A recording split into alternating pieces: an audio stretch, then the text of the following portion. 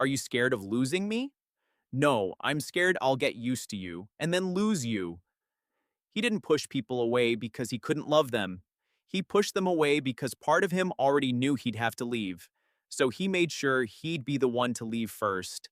Nathan Cole, 34. The guy everyone says is just so easy to be around.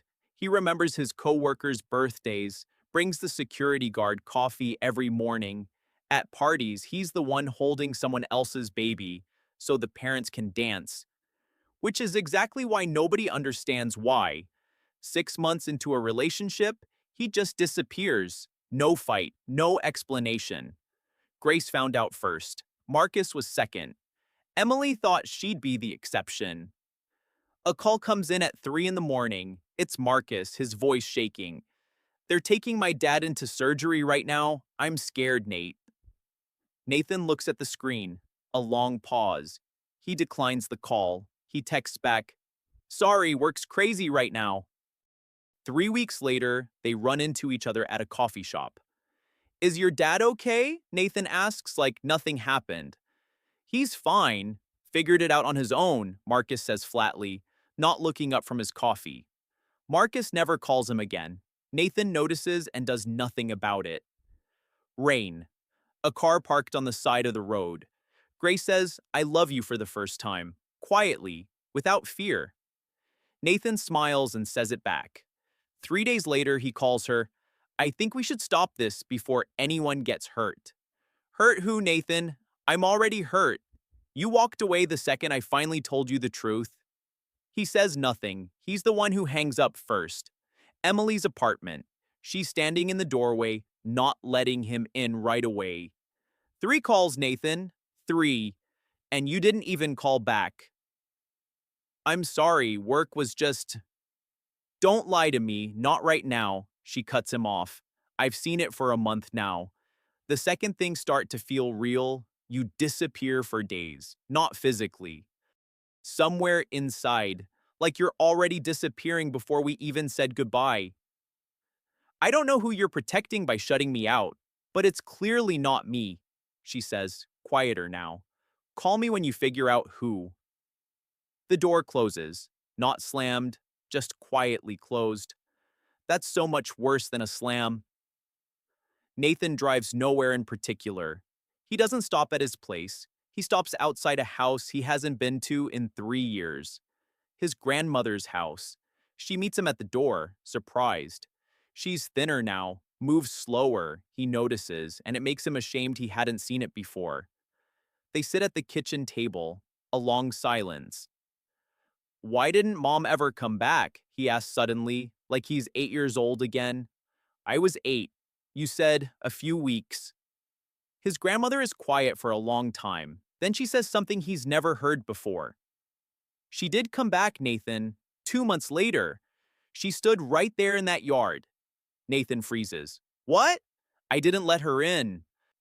She wasn't in a good place, drinking with a man who would have hurt you. I made the decision for you. I told her to come back when she was ready to be a mother. She never came back after that. And I just told you she was busy. For years. I thought I was protecting you." Nathan sits there, stunned. "Are you saying—" "She tried? Once, and I turned her away. And maybe that was the right call, back then. But I never told you the truth. And I watched you grow up believing you just weren't enough for anyone to stay." His grandmother gets up slowly, holding on to the table. She disappears into a closet.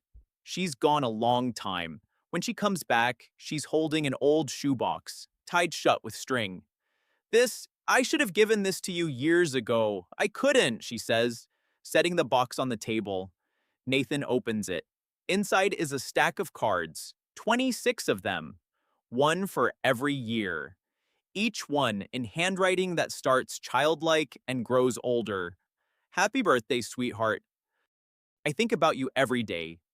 Mom."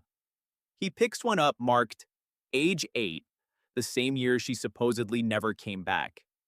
His hands are shaking.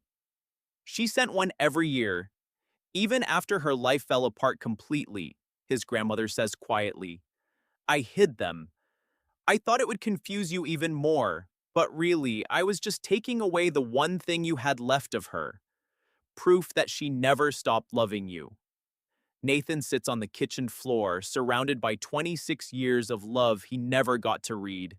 And for the first time in the whole story, he cries, not quietly, but out loud, like a child. He walks outside, sits down right on the ground by the porch steps, not in his car, for the first time in the whole story, not running anywhere. He realizes the story he'd been telling himself for 26 years, I was abandoned because something is wrong with me, was never the whole story. Someone had tried to come back. Someone made a decision for him. And he grew up protecting himself from a pain that was never even final. But that doesn't let him off the hook from the real question. How many people had he pushed away, guided by a story that wasn't even true to begin with? He calls Emily, not with explanations. He just says, I just found out something about myself that changes everything. Can I come over and tell you? Not to make excuses, just so you finally know the real me. A long pause. Come over, she says. On the way there, he calls Marcus. Short. I was wrong back then with your dad, and a lot of times after that, I'm sorry. The same table, two plates, both chairs full. Emily listens as Nathan talks, for the first time in years, about his grandmother. His mother, the window he used to stare out of as a kid. He doesn't know if she'll stay, but for the first time in a long time, he isn't counting down the days until he has to be the one to leave. He didn't push everyone away because he couldn't love. He pushed them away because he'd spent his whole life protecting himself from a story that turned out to be incomplete. And it took hearing the truth to understand. Sometimes the thing we believe about ourselves isn't a fact. It's just the oldest pain no one ever dared to explain.